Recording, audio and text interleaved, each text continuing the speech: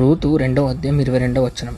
అప్పుడు నయోమి తన కోడలైన రూతుతో, నా కుమారి తన పనికత్తులతో కూడానే బయలుదేరుచు వేరొక చేనువారికి నీవు కనపడకపోవుట మంచిదే అనెను.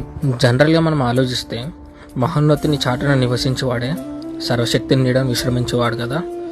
మనం ఎక్కడ నివసిస్తే మనకి ప్రొటెక్షన్, సేఫ్టీ, లవ్, కేరింగ్ వస్తుందో చెప్పండి? ఆ దేవుడి దగ్గరనే కదా. సరే, ఈ లోకపరంగా ఒక నెక్స్ట్ లెవెల్ కిందకు ఆలోచిస్తే మనం మన పేరెంట్స్, మన ఫ్యామిలీ దగ్గర ఉంటేనే కదా మనకు ప్రొటెక్షన్, లవ్, కేరింగ్ ఇవన్నీ ఉంటాయి. సరే, ఇంకోలాగా ఆలోచిద్దాం. ఒక పర్సన్కి హెల్త్ బాగాలేదనుకోండి, ఆయన ఎక్కడ ఉంటే ఆయనకి ఇవన్నీ దొరుకుతాయి చెప్పండి? ఒక హాస్పిటల్ ఉంటేనే కదా ఆయనకు ప్రొటెక్షన్, సేఫ్టీ, లవ్, కేరింగ్ అన్నీ ఉంటాయి. నయోమికి అంతా తెలుసు, ఏం తెలియదు చెప్పండి? మొత్తం తెలుసు కదా. ఏమంటుంది? బోయాజు యొక్క పనికత్తుల దగ్గరనే ఉండు, ఇంకొవ్వరికి కనిపించకండి అని చెప్తుంది. ఎందుకు చెప్తుంది చెప్పండి? మనం ఇందుగా చూసినట్టు మహోన్నతిని చాటు నివసించేవాడే సర్వశక్తిని నీడ విశ్రమించేవాడు కదా.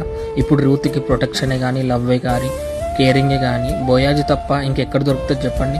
బోయాజు కన్నా మంచి ప్లేస్ ఇంకేమైనా ఉందా చెప్పండి? వేరే ఎవ్వరికి కనిపించద్దని ఎందుకు చెప్తుంది చెప్పండి? ఆ రోజుల్లో విధవరాలకు అసలు సేఫ్టీయే లేదు.